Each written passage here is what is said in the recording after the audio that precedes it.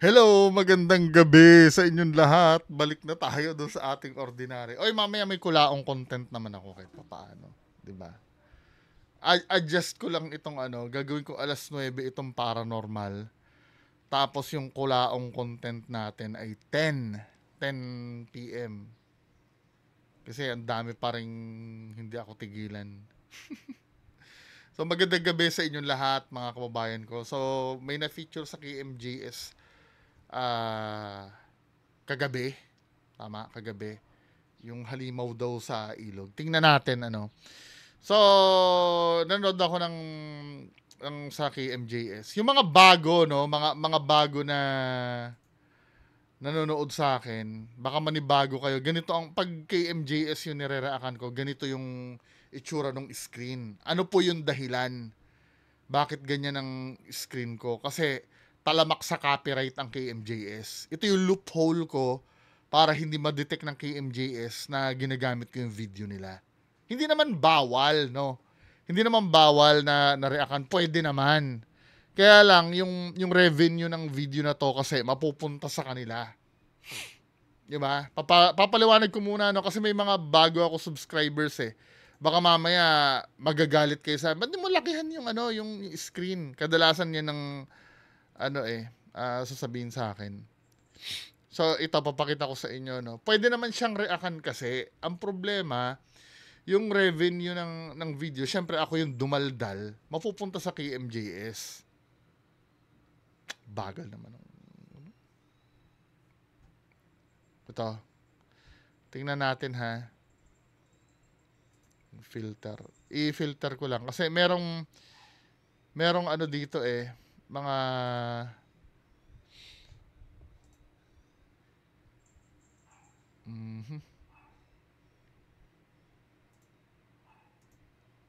paano ba papakita dito? Yung ineligible.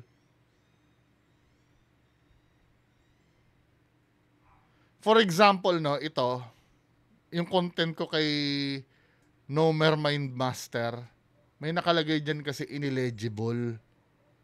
Hindi naman siya binlock, hindi naman ako pinagbawalan, pero dahil nakikita nila yung video ng KMJS, mapupunta sa KMJS yung yung revenue.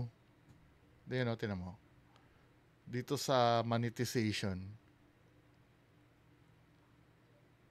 Ayan, nakalagay dito.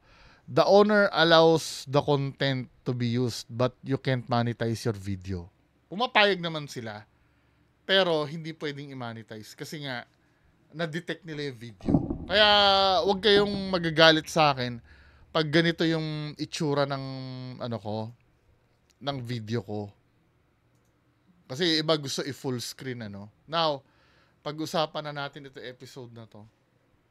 Pinakita dito yung yung premiere ng KMJS. Flop daw yung KMJS the movie. Yung mga horror.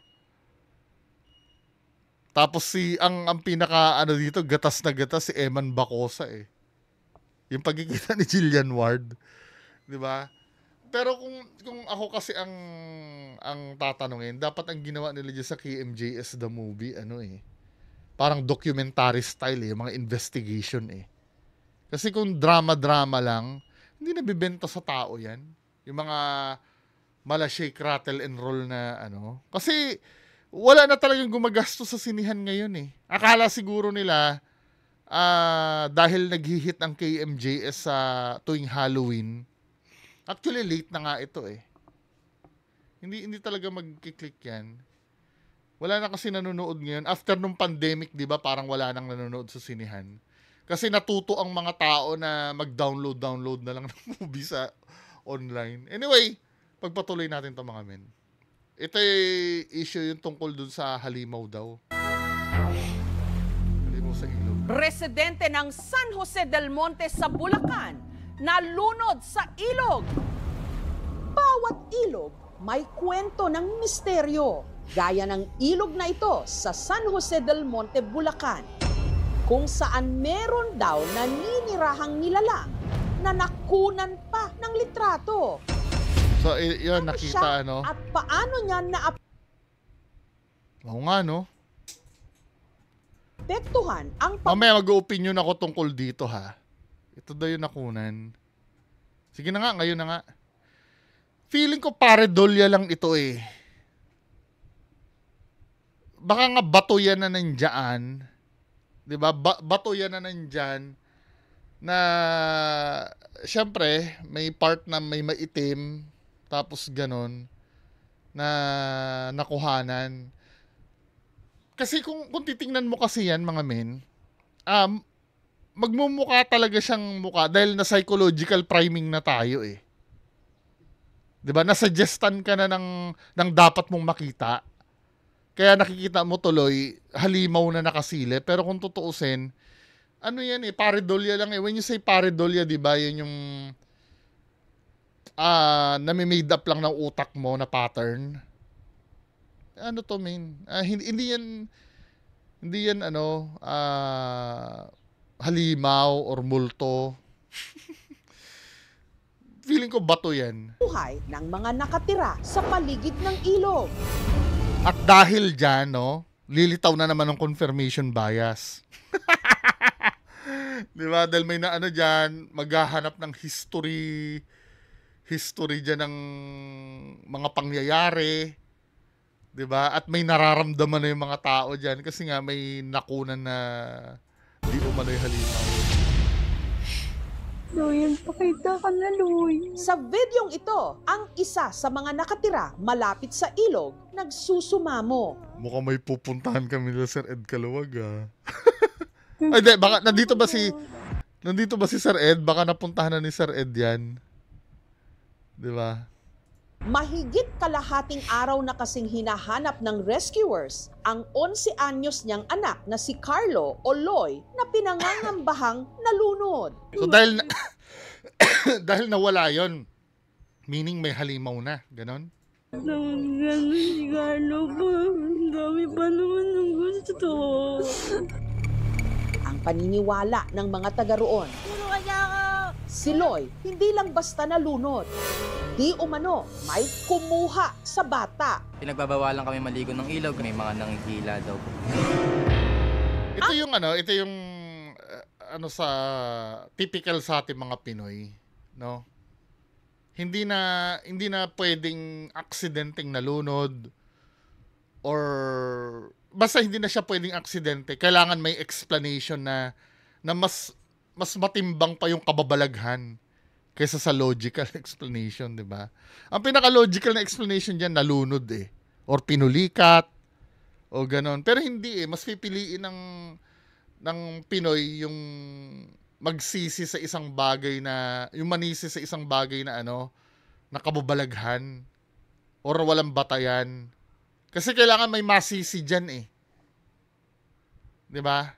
Eh dahil wala silang masisi, nandun kasi yung comfort ng tao, yung may masisisi eh. Eh, di gumawa na tayo ng kababalaghan. Lalo na nung napicturan pa, Sa larin, pinaniniwalaang ang siya ring nasa kumalat na litrato. Lumabas Wait lang, ito to. Hindi, sasakyan ko yung argument na yon. Let's say, totoo ito. Tatanggapin natin na ito ay totoong halimaw. Nakita siya, Unfair naman yung kung ibibintang mo agad na ito yung gumawa. Sabi ng halimaw, nagpa-picture lang ako. Ako na yung dahilan. Di ba, men? Parang unfair naman. How sure are you na siya talaga yung dahilan kung bakit nalunod yung Eh kung siya yung dahilan, di dapat may hilahin pa siya dyan na ibang bata. Ang daming bata dyan, O kahit itong, namimingwit dyan. Di ba? Unfair naman kayo magbintang doon sa halimaw. Ano ba may proof na ba na siya ba yung gumawa nun? Dahil lang ba mukha siyang halimaw? Grabe naman kayo, hindi kayo makatao. po yung sa Jesus sa lahat. Ito daw po yung picture na yun na bago nakuhanan yung insidente ng pagkalunod ni Carlo, yun daw po yung nakita. Granting.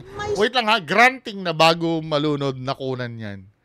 Sure na kayo na siya na yung kumuha? Di ba? Sobra naman yan, men. sumisilip sa tabing ilog. Parang kung anong nilalang na may mahabang buhok. Pero feeling ko bato ito eh. Or part ito ng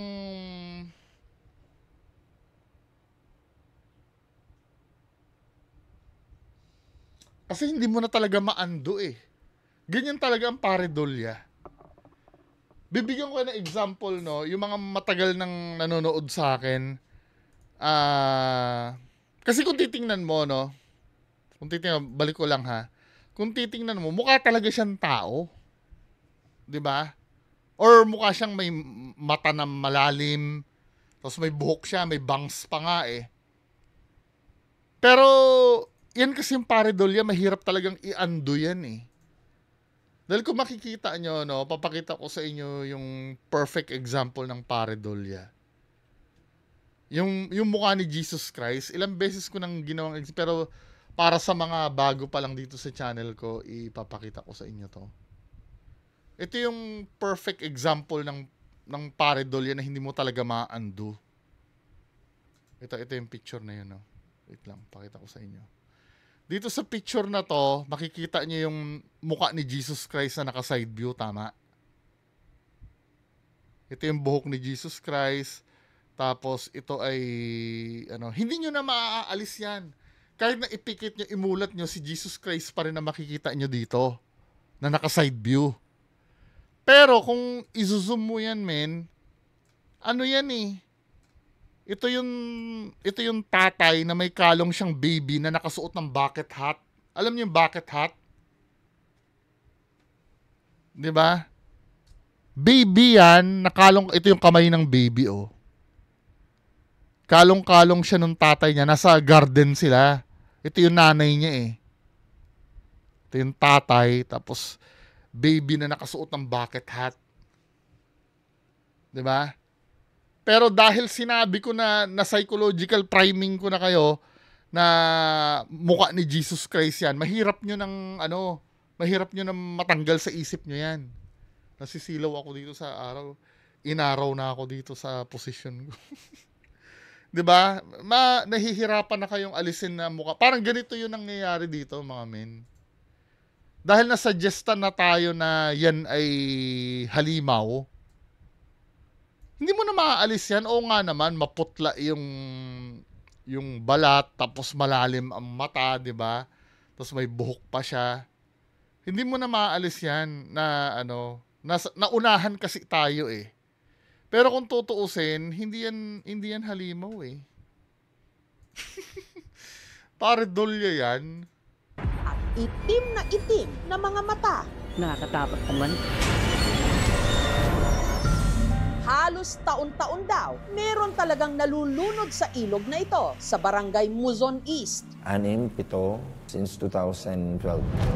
Hindi akalain ni Josie na ang buhay ng anak niyang si Loy ang sunod na nakataya. Mamapunta lang ako sa kaklasmate ko sa phase 2. Ang hindi alam ni Josie, nagkayayaan na pala ang anak niya at ng mga kaibigan nito na maligo sa ilog. Sabi po ng isang kaklasmate, maliligo daw po sila. Ayaw namin sumama kasi muntikan na rin po kami malunod nun eh. Nagbabato lang po kami ng tubig habang yung iba kong kaklasmate tumalo na po. Maliligo na lang ako, pre. Pero si Carlo, hindi raw nakatiis at nakiligo na rin. Di ba po malalim hanggang tuhod lang po. Dilangoy po nila papuntang gitna. Laking gulat daw nila nang ang batong kanilang kinatatayuan biglang gumuho. Yung bato daw po nagbuhangin po. Hinatak po sila. Nakikita po ko si Carlo na nagpipigal. Hindi po siya makaalis kasi po yung buhangin nangahatak po eh. Ang dalawang kaibigan ni Renz. O yung taga doon na mismo yung yung nagsasabi. So parang pile of bato yun, di ba? Nung naapakan nila, gumuho. Kasi siguro malakas ang current dyan. Nakalangoy pabalik sa pampa. Pero si Carlo, hindi na raw nakaahon. Hanggang leg na lang po yung nakikita namin. Sigaw po kami ng sigaw. Nag-engage po yung aming team. Through surface lang, hanap sila rito, kinakapat. Wala rin sila nakita. Bakit ganito, anak? Nagpaalam ka bahay. Bakit dito mo ko pinapunta? Ilog pala itong malalim. Ang mister ni Josie na si Ronaldo tumulong sa mga rescuers sa pagsisid sa ilog na nasa 15 feet ang lalim. Ito tayo o buhay ko. Para sa aking anak makita ko lang. Pinipilit kong makaikot ng ikot na gumagapang para maano ko yung anak ko, masalat ko man lang. Dahil lumalalim na ang gabi, Alanganin po na mag-engage ng gabi dahil medyo delikado. Pinagpabukas na po ulit. kinaumagahan sa pagpapatuloy ng paghahanap kay Loy, pasado alas 10 ng umaga, Nag-engage na yung isa naming kasamahan din, may nakapa siya. Doon niya nakapa, yung bata. Nakita na si Carlo. pero nahirapan silang iahon si Carlo dahil naipit daw ito sa ilalim. At nang tuluyan na nila itong naiahon, Matigas siya na hindi pa siya bloated. Bakit si Carlo? Bakit si Carlo?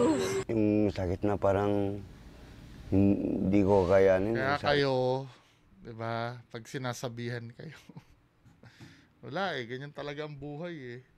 Di ba? Yung mga bata kasi hindi nila alam yung ano eh, yung risk eh. Hanggat feel nila, kaya nila, ano. Sorry na kayo doon sa glare nung araw ha, baka pangit ang dating sa video. Ko, Pero bakit yung anak ko pa, ang bata-bata, doon lang naguho yung mundo.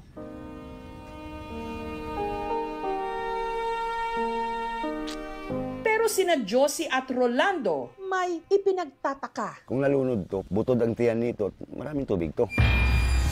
Hindi, bago pa lang eh. Di ba? Huwag nang ipilit na kababalaghan. Hindi, sa bagay, hindi ko naman masisi yun. Part ng ano yan eh. Part ng denial stage yan eh. Di ba? Wala eh, tuyot na tuyot yung anak ko. Tila nag-iba rin daw ang mukha ni Loy. Tsaka isa pa, ito no. Yung tuyot na tuyot, so ganun ba ang halimaw? Eh, ang goal nga ng halimaw, hilahin ka para malunod ka eh.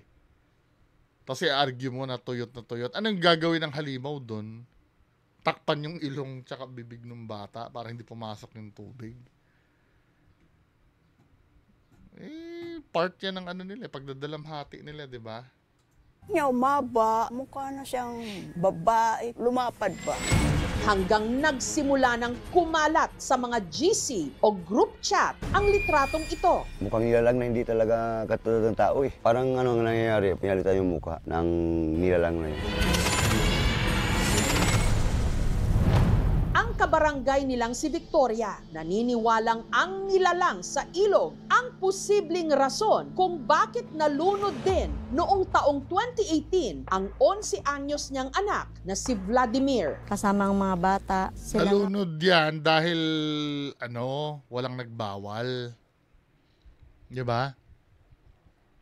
Walang gumabay. Yun lang naman ang tanging dahilan dyan eh. Dahil kung yan ay, ano, nabantayan or kasi kahit sabihin mo na ano hindi pa siya yung edad na ano eh na pwede mong hayaan na gumala mag-isa eh. Well, wag na tayo magsisihan ano nangyari na pero sana next time, 'di ba? At kayo naman mga bata, kung sakali may batang nanonood sa akin, wag pinagsasabihan kayo, wag matigas ang ulo. apoy nagkasiyahan at yung anak ko po na itulak, kasawang palad na matay. Sabi po nila, may engkanto daw po na nag-anya. Tinulak yung anak mo eh. Tapos, engkanto yung ano ba men? Hindi naman siguro engkanto yung mga kabarkada yung tumulak sa kanya.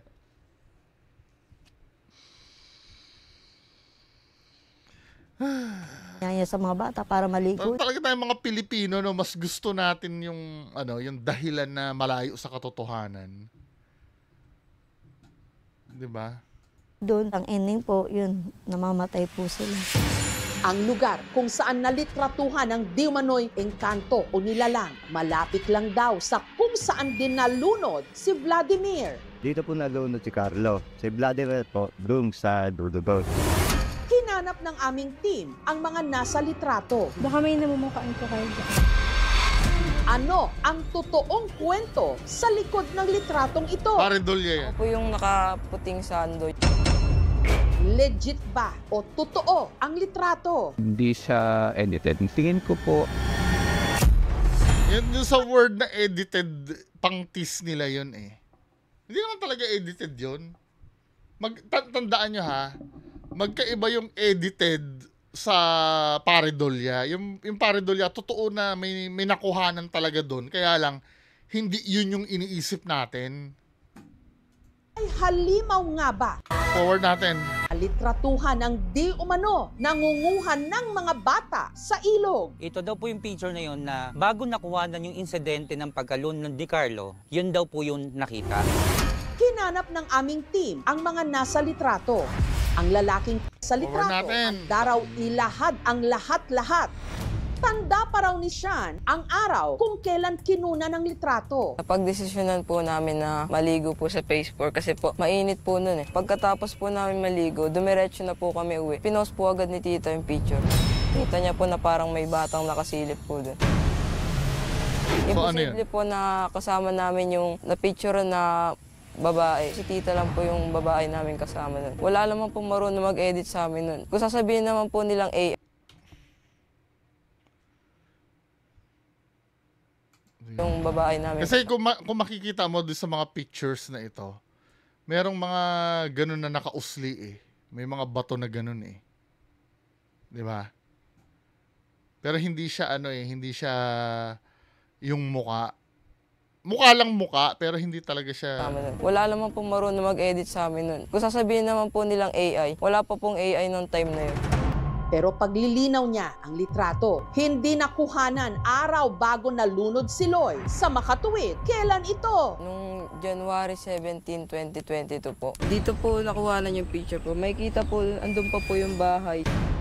Tapos dito po mismo nakunan yung parang multo po. Wala pa pong riffraff dito dati. Di po ako naniniwala na elemento yung nasa ilog. Kasi po parang bato lang po siya na may nakapasok. Sa inyo eh. Batong na plastic na itim. May bato bang ganun? Wala. Naniniwala ko na may... Hindi. Tatay naman.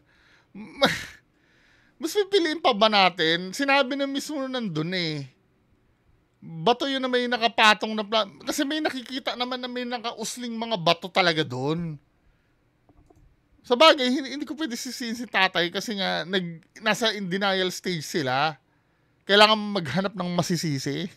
Ito lang po siya na may nakapatong na plastic na itim. May bato bang ganun? Wala. Naniniwala ko na mayroon talaga doong elemento. Hindi, yun eh. Paraan nyo yun para hindi nyo masisi ang sarili nyo sa kapabayaan. Hindi, ayoko naman kayong sisihin kasi wala naman talaga may gusto niyan eh. Pero kung may pagkukulang, meron. Parang way nyo to para makompensate yung nararamdaman nyo na may masisi kayong iba. Diba? Hindi siya edited. Yung quality niya medyo pixelated. Feeling ko hindi na siya AI generated na parang damo siya hindi sa may lupa sa right side niya. Tingin ko po, isa po itong tinatawag natin na pareidolia. Psychological phenomenon kung saan yung tao po is nakakita ng mga random na muka sa mga bagay. May paliwanag naman ang doktor kung bakit hindi lumobo o nag-bloat ang katawan ni Loy nung ito'y nakita. Usually nakikita yung bloatedness after a day or two pa. Pwedeng mag-iba talaga yung itsura ng bangkay. Kung ang normal na tao naligo halimbawa ng mas matagal pa sa 30 minutes, nakikita natin nagkakaroon na ng changes yung skin natin. Ang tawag doon ay washerwoman's hands. Nagiging kulubot. Tama naman yung inano na yun, pero dapat may kahawig man lang kahit kakaunti doon sa dati. Talagang sila. Di mo na ma-educate yung mga yan kasi may pinagdadaanan. Yung mukha ng anak. Dahil hindi nila mapaliwanag paano na nalunod ang bata at kung may nakita silang mga simbolo, ininugay nila yon kasi may narinig na silang maraming kwentong bayan tungkol dito. Ang nangyayari kasi may change ng speed ng flow ng river. Magkakaroon na ito ng mga vertical current na pababa yung daloy ng water. Kaya parang humihigop. Sa batong part, nagsosolidify itong mga sediments or mga loose soil. Nagsesettle talaga siya dun sa malalim na part. Dahil sa pressure ng paa, kung pinapatungan, maghihiwalay-hiwalay siya. Dangerous talaga yung mga ganong mga ilog.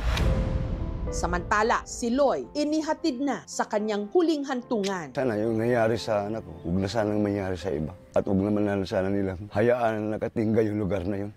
Ang dapat po gawin sa barangay, lagyan ng bakod, lagyan ng sign na bawal na maligo dito, bawal nang magtambay. Kailan gagawin yun? Pag may napahamak na uli. Mahilig po sa tubig kasi gusto niya. Magbakasyon kami, swimming kami. Kung nakwento niya rin, nagsisiman siya. Yan ang problema yun. Alam nating ang Anyway, so ako'y matutulog na rin, ano? Dahil inumaga na ako. Magandang gabi sa inyo lahat. Bye-bye.